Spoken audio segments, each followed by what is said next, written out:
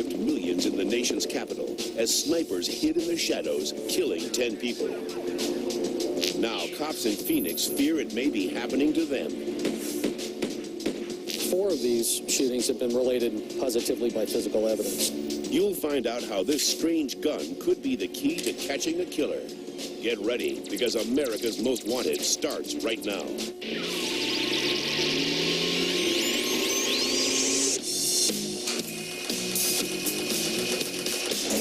The manhunt for April 15th is now in progress. To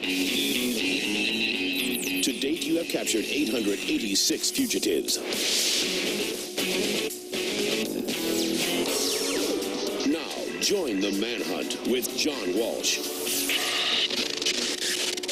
July 2005. Maggie Hoffman was like any typical college freshman on break, carefree and with seemingly no concerns in the world. There was a bit of traffic on the main road, and I noticed this car behind me. It was a green truck, and I would get in and out of lanes, and it just kept following me, and I just thought, okay, maybe they're just going the same place I am.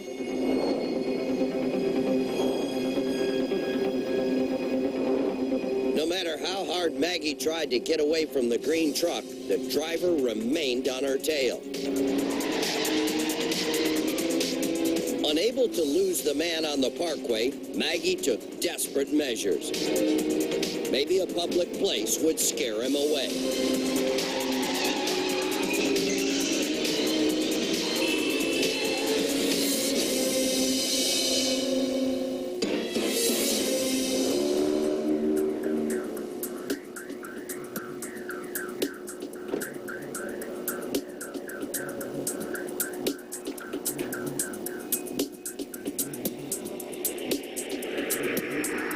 After I walked out of the convenience store, I noticed the truck, and I was just so surprised it was there.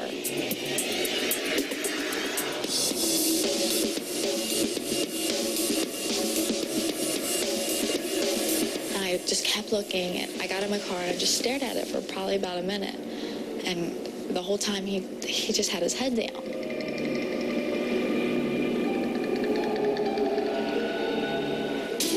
Maggie called her older sister, Tara, who worked at a nearby restaurant. The sisters then came up with a plan. So I said, well, take this car, leave your car here, and that way, just in case he's hiding somewhere, he won't be able to recognize you in that car. Call me. All right. I'll see you soon.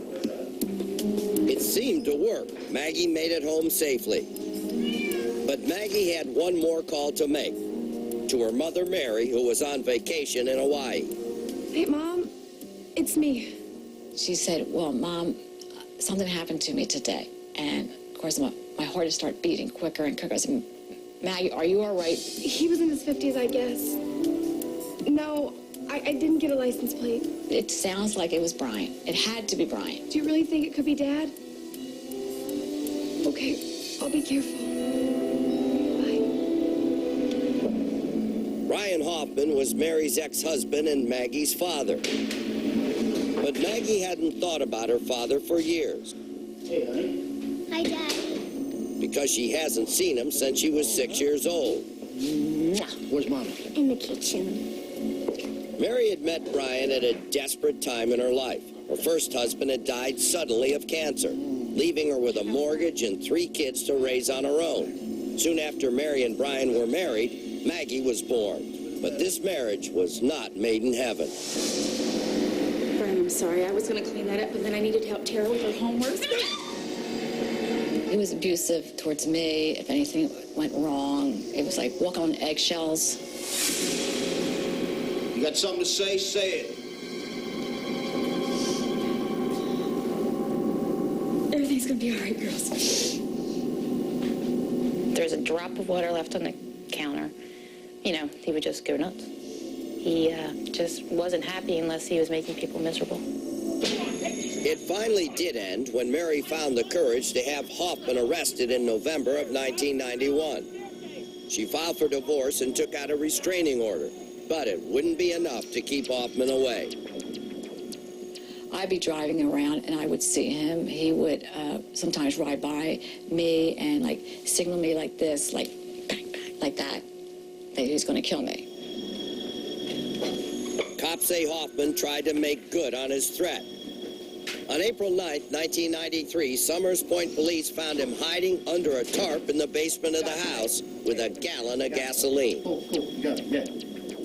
Hoffman was sentenced to 1 year in prison, and he seemed to get the message. After serving his time, he just simply disappeared. But that didn't mean Mary ever let her guard down. But I always was leery anytime I went out. I always would be checking my car. I always knew that someday something might happen. But as the years went by, I guess I became a little bit lax. September 7th, 2005. I was cleaning up some of the leaves, and then I saw a truck pull up and just stop in the middle of the street. So the truck door opened. I saw somebody heading towards me, and when the person got closer, we saw in his hand a knife. Then I recognized it was Brian Hoffman. I didn't know what to do. I just started to run. And then I felt a knife go right through my throat. I remember screaming and screaming. High school wrestling coach Mike Kayaza was getting ready to go to the hospital to have knee surgery when he heard the blood-curdling screams. We could tell that it was, you know, someone in distress. At that point, we both took off trying to get a better idea as to where the noise was coming from. My wife jumped in the car and I heard the screams still coming. I heard some lady yelling that he's going to kill me, he's going to kill me. I thought I was going to die.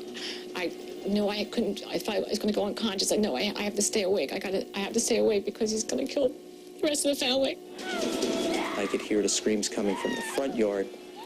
Just kind of adrenaline getting me through it. Get off her! And I yelled to him to get off of her and jump the fence. And with that, he looked at me and ran to his truck that was parked out in the street, still running, and took off. And by the time I got to the street, he was gone. And I ran back to the lady, and she was laying there face down. Bring the towels! Bring the towels! I just rolled them up and, you know, held them and put pressure against both areas and just tried to calm her down. Call 911! Mike is my guardian angel. He's my savior. I would think that most people would probably react the same way. You know, you don't kind of think, you just kind of act. He said he was going to kill my family. You have to save my daughters. Okay. And soon the police officer came and I said, you have to help me. You have to get to Stockton State College where my daughter goes to school. She was very upset when she woke up out of surgery and she just wanted to know if everyone was okay, if everyone had been told. But when she found out that he had been found, she lost it even more. Once again, Brian Hoffman disappeared, leaving Mary and her children living in fear.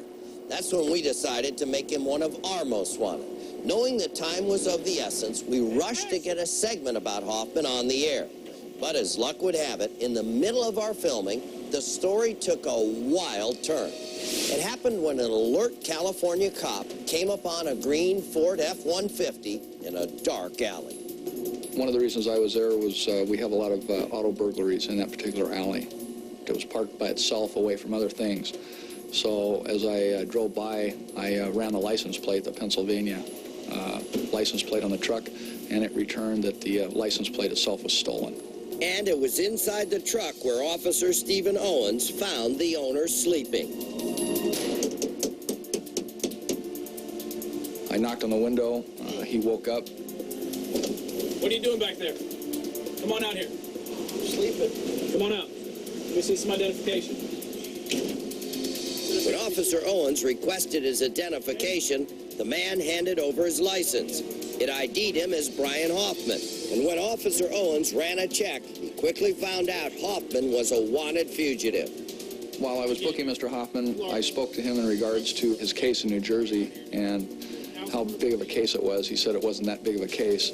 I asked him if I was going to find him on America's Most Wanted, and he kind of laughed and said, no, it wasn't that big of a deal.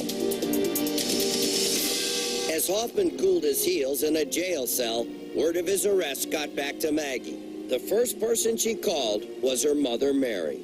I was asleep, and when I heard the phone ring, I looked at it, it said 3:15 a.m., and I knew it said Maggie. I said, Mag, this better be important because you just woke me up. And she goes, it is, you won't believe what I'm going to tell you. And she says, they called Brian. And I just went, I was running around the apartment, you know, just so happy, and that finally this day had happened. I couldn't believe it. I just couldn't believe it. I will raise his bail to $1 million cash bond. We don't have to look over our shoulders anymore. I mean, every time I still do see a green truck, I still jump, but we don't have to live our life in fear that one day he'll come back, because we know he won't come back anymore. He's been caught, and he's going to go to prison for the rest of his life. Brian Hoffman may have gotten caught before we could put his story on the air, but I couldn't be happier. His ex-wife, Mary, is lucky to be alive. And if it weren't for the quick thinking and real bravery of her neighbor, Mike Kayaza, she might not have survived Hoffman's attack. To honor Mike, the Summers Point, New Jersey Police Department presented him with their Civilian Meritorious Service Award. Congratulations, Coach Kayaza. You really, really deserve it. You got a lot of guts. You saved a life. Now, stick with the manhunt. We'll be right back.